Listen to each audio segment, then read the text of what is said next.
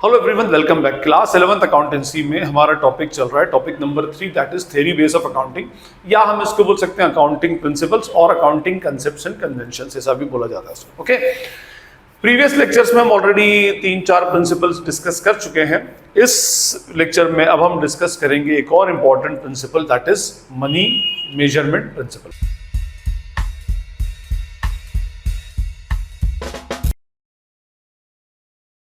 Money measurement principle में अगर हम इसको बाइफर्केट करें तो ये हो गया, मनी एक वर्ड निकलता है मनी और एक निकलता है मेजरमेंट। मींस मनी मेजरमेंट का मतलब होता है measurable in terms of money.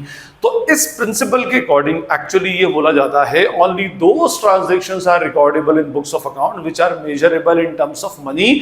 और आई कैन से सिर्फ वही इवेंट एक्चुअली रिकॉर्ड होंगी जो फाइनेंशियल नेचर की, और फाइनेंशियल नेचर की इवेंट तब बनती है जब वो मॉनेटरीली मेजरेबल होती है।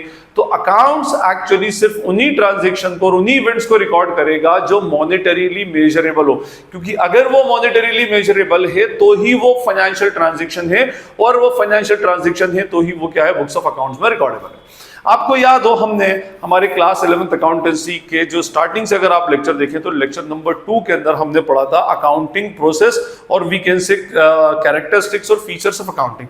और उस अकाउंटिंग प्रोसेस की हमारी स्टेप नंबर 1 जो थी, that was what identifying of business transaction. Identifying of business transaction कैसे आइडेंटिफाई करते हैं भाई? ये बिजनेस ट्रांजैक्शन को आइडेंटिफाई करने का तरीका है कि वो कौन से टर्म्स में हो, मॉनेटरी टर्म्स में हो, मॉनेटरी बेसिस पर हो। तो जैसे ही हमने आइडेंटिफाई किया, फिर हम उसके बाद करते हैं उसकी मेजरिंग। मेजरिंग का मतलब होता है उस ट्रांजैक्शन को नापा जाता है, उस ट्रांजैक्शन को मेजर किया जाता है। देखिए, दुनिया में हर एक आइटम की मेजरमेंट की एक बेसिक यूनिट होती है। जैसे लेट सपोज अगर आपको मिल्क का मेजरमेंट करना है, वाटर का मेजरमेंट करना है, तो that will be done in terms of litres, है ना। अगर आपको क्लॉथ मेजर करना है तो वो मीटर्स में जाएगा। अगर आपको कोई बड़ा स्टील, आयरन एंड स्टील करना है तो टन्स में, क्विंटल्स में, डिस्टेंस मेजर करना है तो मीटर्स में, माइल्स में, किलोमीटर्स में, इस तरह से मेजर होता है। In the same way accounts बोलता है कि भाई अगर आपको कोई ट्रांजैक्शन अकाउंट्स में रिकॉर्ड करना है तो आपको सबसे पहले उसको मॉनेटरी टर्म्स में मेजर करना पड़ेगा। अगर कोई भी इवेंट, कोई भी घटना अगर मॉनेटरीली मेजरेबल है तो वो बुक्स ऑफ अकाउंट्स में रिकॉर्डेबल है। सबसे पहले क्या होगी, आप ये देखेंगे कि इवेंट है, और अगर वो मॉनेटरीली मेजरेबल है तो वो फाइनेंशियल इवेंट बन जाएगी। फाइनेंशियल इवेंट और we can say financial transaction. और अगर एक बार वो फाइनेंशियल ट्रांजैक्शन बन गया means it is recordable in books of account. Means कोई भी इवेंट हो, अगर वो मॉनेटरीली मेजरेबल है तो वो बुक्स ऑफ अकाउंट्स में रिकॉर्डेबल है, और अगर मॉनेटरीली मेजरेबल नहीं है तो बुक्स ऑफ अकाउंट्स में रिकॉर्डेबल भी नहीं है। फिर भले आप उसको बोलो ये मेरे लिए बहुत इंपॉर्टेंट इवेंट है, doesn't matters at all, account उसको एक्चुअली एक्सेप्ट ही नहीं करेगा। क्योंकि मैंने आपसे कहा था, क्या कहा था कि accountancy is a language of business. तो ये लैंग्वेज एक्चुअली सिर्फ उन्हीं ट्रांजैक्शन को एक्सेप्ट करती है, उन्हीं ट्रांजैक्शन को समझती है, उन्हीं फाइनेंशियल इवेंट्स को उन्हीं इवेंट्स को समझती है जो मॉनेटरी टर्म्स में मेजरेबल होंगे। अब अगर कोई भी आपकी इवेंट ऐसी है जो बहुत इंपॉर्टेंट और मॉनेटरी टर्म्स में मेजरेबल नहीं है तो फिर वो रिकॉर्डेबल भी नहीं है। जैसे मैं आपको बताता हूं कि भाई मॉनेटरी टर्म्स में मेजरेबल क्या, purchase goods for cash, sold goods for cash, salary paid, electricity bill paid, commission received, interest received, depreciation on machine, charge, cash receive from x, goods sold on credit, goods purchased on credit. इस तरह से सारे financial मतलब ये ऐसे transaction है जो monetary terms में क्या होते हैं, मेजरेबल होते हैं। ओके, बट कुछ ऐसे भी इवेंट्स हैं जो मॉनेटरी टर्म्स में मेजरेबल नहीं होते लेकिन बिजनेस के लिए इंपॉर्टेंट होते हैं। जैसे मैं आपको बताता हूं, इसमें क्या आता है, जैसे हम बोल सकते हैं efficiency of workers. Efficiency of workers के अंदर जो भी आपके यहाँ पर वर्कर काम कर रहे हैं उनकी जो भी एफिशिएंसी होगी वो that efficiency is non monetarily recordable item. Means non monetary terms में हम उसको एक्सप्रेस करते हैं तो हम उसको बुक्स ऑफ अकाउंट में रिकॉर्ड नहीं कर सकते। Competition among the employees, competition among the employees का मतलब होगा कि भाई एम्प्लॉई के बीच में जो अनहेल्दी कंपटीशन चल रहा है जिस वजह से आपके बिजनेस को लॉस होता है, ये भी आ जाएगा। इलनेस और sickness of employee, illness of employee और सिकनेस ऑफ एम्प्लॉई। अब भी मैं एम्प्लॉई बीमार पड़ गया, जैसे मैं आपको एक एग्जांपल देता हूं। लेट्स सपोज आपका एक बड़ा बिजनेस है और आप डिफरेंट स्टेट्स में क्या करते हैं, उस गुड्स को सप्लाई करते हैं, गुड्स को सेल करते हैं। आपके पास एक रीजन था, लेट्स सपोज हम कोई भी एक ले, Maharashtra region. Okay, Maharashtra region के अंदर आप गुड्स सप्लाई करते थे लेकिन इस रीजन में कभी आप डेवलप कर ही नहीं पाए। मींस आपका बिजनेस लॉसेस में जा रहा था। बंद करने से पहले आपने क्या किया, अभी एक लास्ट चांस ले लेते हैं और एक बंदे को उधर अपॉइंट किया जो महाराष्ट्र एरिया का ही था और उसका अच्छा होल्ड था उस एरिया के अंदर। आपने उसको अपॉइंट किया तो उस बंदे ने मेहनत करके आपके इस लॉस को प्रॉफिट में कन्वर्ट किया। जहां पर पहले आपकी 30-40 लाख रुपीस की सेल होती थी, आज इस बंदे के आने की वजह से 2 करोड़ रुपीस का आपका टर्नओवर इसने ईयरली बेसिस पे कर दिया।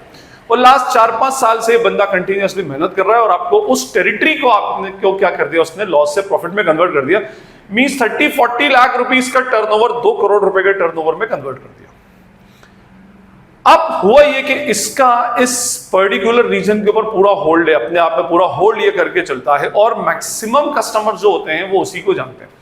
हुआ ये कि इस ईयर में लेट्स सपोज आपके ईयर 2022 के अंदर इस बंदे का कहीं पर एक्सीडेंट हो गया और इसको 6 से 7 मंथ तक का बेड रेस्ट बता दिया डॉक्टर ने कि भाई आप उठ नहीं सकते।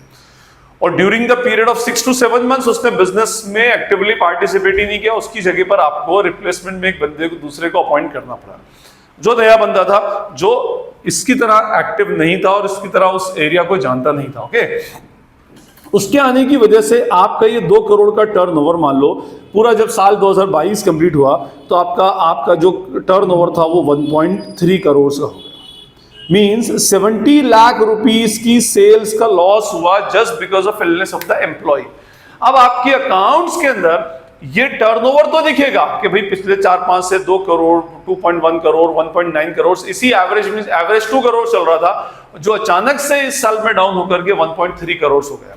ये तो मेंशन होगा क्योंकि ये टर्नओवर मॉनेटरी टर्म्स में होता है तो ये मेंशन होगा, बट उसके पीछे रीजन क्या हो, what is the reason behind decrease in turnover, that will not be mentioned in books of account, क्योंकि अकाउंट इसको एक्सेप्ट ही नहीं करता। एक इंपॉर्टेंट एलिमेंट है कि आपका एक कीमत है, आपका एक इंपॉर्टेंट एम्प्लॉय जिसके ऊपर उस टेरिटरी की पूरी रिस्पॉन्सिबिलिटी थी वो बीमार पड़ गया और उसको बीमार पड़ने की वजह से आपका इस एरिया का टर्नओवर डाउन हो गया। डाउन हुआ हुआ टर्नओवर तो एक्चुअली बुक्स ऑफ अकाउंट्स में रिकॉर्ड होगा, लेकिन उस डाउन हुए टर्नओवर के पीछे एक्चुअली रीजन क्या है, वो क्योंकि नॉन मॉनेटरी है और नॉन मॉनेटरी चीजों को अकाउंट एक्सेप्ट नहीं करता तो it won't be recordable in books of account, वो बुक्स ऑफ अकाउंट में रिकॉर्ड नहीं। ठीक है, फाइन। तो कहने का मीनिंग ये कि भाई कितना ही इंपॉर्टेंट एलिमेंट हो, जैसे आप देखेंगे आजकल की कंपनीज क्या करती हैं, वर्कर्स के लिए एक positive ambience, positive environment, working environment बनाती है, स्पेशली आईटी कंपनीज, क्योंकि वहां पर क्रिएटिविटी बहुत इंपॉर्टेंट होती है और बंदा पॉजिटिव एनवायरनमेंट में वर्क करता है तो ज्यादा क्रिएटिव होकर काम करता है, अपनी 100% एफिशिएंसी पर वर्क करता है और ज्यादा अच्छी एफिशिएंसी से काम करेगा तो नेचुरली आउटपुट भी अच्छा देगा वो। तो आप देखें उनको तो R&D की रिक्वायरमेंट होती है, कंटिन्यूअसली वो क्या करते हैं, लोगों को, वर्कर्स को अच्छा एनवायरनमेंट देंगे, उनको कैफेटेरिया की फैसिलिटी देंगे, जिम्नेशियम की फैसिलिटी होगी, ठीक है, थोड़ी साइकिलिंग ट्रैक होगा, ये सब चीजें बेसिकली उनके पास होती हैं ताकि वो अपने आप को रिक्रिएशन के पॉइंट ऑफ व्यू से वो सारा काम कर सकें और अपने आप को रिफ्रेश करने के बाद फिर से काम पर लग जाएं और जैसे ही वो लगेंगे तो वो मैक्सिमम एफिशिएंसी से अपना काम करके देंगे। अब किसी भी कंपनी ने ऐसा किया है और इस वजह से उसका टर्नओवर बढ़ रहा है तो इंक्रीज टर्नओवर तो बुक्स ऑफ अकाउंट में मेंशन होगा क्योंकि वो मॉनेटरी टर्म्स में, लेकिन उसके पीछे वर्कर्स की जो हाई एफिशिएंसी है उसके पीछे रीजन क्या है, that will not B disclosed in accounts. Accounts उसको एक्सेप्ट ही नहीं करता और डिस्क्लोज नहीं करेगा। आप उसको अपनी एनुअल रिपोर्ट में अलग से दिखा दें तो बात अलग है, बट अकाउंट्स उसको एक्सेप्ट नहीं करता। आप चाहें तो उसको अकाउंट्स की लिमिटेशन बोले या कुछ बोले, क्योंकि वो मॉनेटरी टर्म्स में नहीं है। तो आई होप आपको समझ आ गया होगा कि भाई मॉनेटरी टर्म्स में रिकॉर्ड होने का मीनिंग क्या है। दूसरी बात ये होता है कि भाई मैंने आपको क्या बताया, ट्रांजैक्शन अगर मॉनेटरी नहीं है फिर कितना ही इंपॉर्टेंट हो, it won't be recordable in books of account. Second thing is that कि मॉनेटरी को आप कैश से कोरिलेट ना करें। Monetary is a broad concept, cash is a narrow concept. Cash is just a part of monetary. Money के form में major होता है और उसका पेमेंट फिर कैश में होता है। तो एक बात याद रखिएगा कि ट्रांजैक्शन हमें पहले रिकॉर्ड करने के लिए देखना है मॉनेटरी है या नहीं है। मॉनेटरी ट्रांजैक्शन कैश भी हो सकता है और क्रेडिट भी हो सकता है। ट्रांजैक्शन सबसे पहले मॉनेटरी होगा या उसके बाद फिर या तो कैश होगा या क्रेडिट होगा। जैसे मैं आपको एग्जांपल देता हूं, मैंने लिखा है यहां पर परचेज्ड गुड्स फॉर कैश। हमने गुड्स परचेज किया कैश पर, what ever amount it is, छोड़ दें उसको। सबसे पहले हम देखेंगे मॉनेटरी ट्रांजैक्शन है, yes of course it is a monetary transaction, and if it is a monetary transaction it will be recordable in books of account. हम बुक्स ऑफ अकाउंट में उसको रिकॉर्ड कर लेंगे। अब हम देखेंगे कि इसका नेचर क्या है, it is the cash transaction, क्योंकि कैश का इनफ्लो और आउटफ्लो बेसिकली उसमें हो रहा है। जैसे अब मैं कहूं आपसे कि सोल्ड गुड्स फॉर कैश, तो आप बोलोगे yes sir it is a monetary transaction as well as cash transaction. पहले मॉनेटरी फिर कैश। मैंने कहा कि भाई सैलरी पेड इन कैश या salary paid, of course it is a monetary transaction, कुछ तो वैल्यू होगी, मॉनेटरीली मेजरेबल होता है ना, कि भाई हमने कहा कि भाई आपकी सैलरी 10,000 रुपीज पर मंथ है, 15,000 पर मंथ है, 20,000 पर मंथ है, तो वो बेसिकली यहां पर हम शो करते हैं, तो salary paid is recordable. Number 4, जैसे हमने लिखा कि कैश रिसीव्ड, या जिसे मैं कहूं कि भाई मैंने ऐसा लिखा sold goods to Sunil on credit. So now it is a monetary transaction, but it is not a cash transaction. Actually, it is a credit transaction. हमने goods आज सेल कर दिया, in near future वो बंदा क्या करेगा, हमको payment उसकी कर देगा। Okay fine. इसी तरह से मीन्स ये ट्रांजेक्शन मॉनेटरी है, कैश नहीं है, क्रेडिट है। उसके बाद हम लिखें ऐसे, जैसे कैश रिसीव्ड फ्रॉम राकेश, हमें राकेश से कैश रिसीव्ड हुआ, yes of course it is a monetary transaction end of course it is a cash transaction, ये कैश ट्रांजेक्शन रिकॉर्डेबल है। प्रॉमिस्ड मिस्टर मेहता टू पे कैश टुमारो। अब आपने कहा मिस्टर मेहता नाम का एक आपका क्रेडिटर था, आपसे मनी की डिमांड करने आया, आपने उसको आज प्रॉमिस किया कि मैं कल आपको 100% पेमेंट कर दूंगा। अब अगर आप कल उसको 100% पेमेंट कर भी देते हैं तो वो ट्रांजैक्शन कल बनेगा, आज नहीं। आज वो अपने आप में सिर्फ एक प्रॉमिस है, तो it is not a monetary transaction. Monetary नहीं है तो फिर कैश और क्रेडिट का सवाल ही पैदा नहीं होता। तो इससे हम ये कंक्लूड कर सकते हैं that all cash transactions are monetary transactions, but all monetary transactions are not necessarily cash transaction. Okay. दूसरी बात ये कि अकाउंट्स में प्रोमिसेस, कमिटमेंट्स, ऑर्डर्स, ये सब नॉन मॉनेटरी टर्म्स में होते हैं, और नॉन मॉनेटरी टर्म्स में होने की वजह से बुक्स ऑफ अकाउंट में रिकॉर्डेबल नहीं होते। फाइन।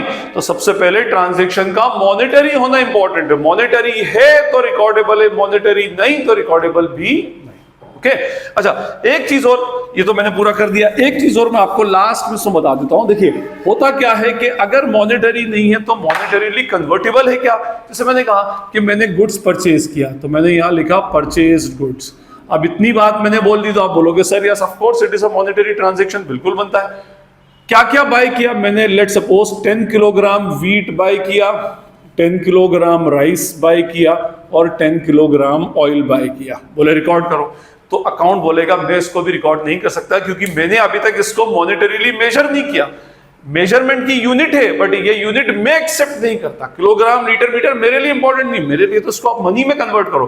तो हम बोलेंगे ठीक है, मैंने 5 रुपीज पर किलोग्राम से वीट बाय किया तो 50 रुपीज वीट के हो गए, 20 रुपीज पर किलोग्राम से इसको बाय किया तो 200 ये हो गया, 50 रुपीज से इसको बाय किया तो 500 हो गया, मींस टोटल 750 रुपीज। अकाउंट्स अब इस वैल्यू को एक्सेप्ट कर लेगा। क्यों कर लेगा? क्योंकि अब हमने इस ट्रांजैक्शन को मॉनेटरीली कन्वर्ट कर दिया है। ओके, तो मैंने आपको मनी मेजरमेंट प्रिंसिपल के सारे एस्पेक्ट्स कवर करने की ट्राई किया। इसके बहुत सारे बेनिफिट्स हैं। जब भी आपने देखा होगा कि हर एक स्टेटमेंट के अंदर एक अमाउंट का कॉलम तो कॉमन होता है, चाहे आप जर्नल बनाए, whether you are preparing ledger और ट्रायल बैलेंस और financial statement, cash flow, whatever, amount का कॉलम तो कॉमन बनते ही बनता है। ठीक है, तो ये हमारा अपने आप। अच्छा, इसके कुछ लिमिटेशंस भी हैं, जैसे time value of money consider नहीं करता, लोकल यूनिट ऑफ करेंसी लेकर चलता है। तो ये लिमिटेशंस 11th स्टैंडर्ड की पॉइंट ऑफ व्यू से नहीं है, तो हम उस पर ज्यादा डिस्कशन नहीं कर रहे, क्योंकि फिर आपको टाइम वैल्यू ऑफ मनी का कंसेप्ट भी एक्सप्लेन करना पड़ेगा। Anyway, this is all about the concept of money measurement principle. I hope it is clear to you all. Still, अगर आपको कोई query या doubt लगती है तो you can ask in the comment section. This is Najeeb Hashmi signing off from Najeeb Hashmi's Academy. Thank you.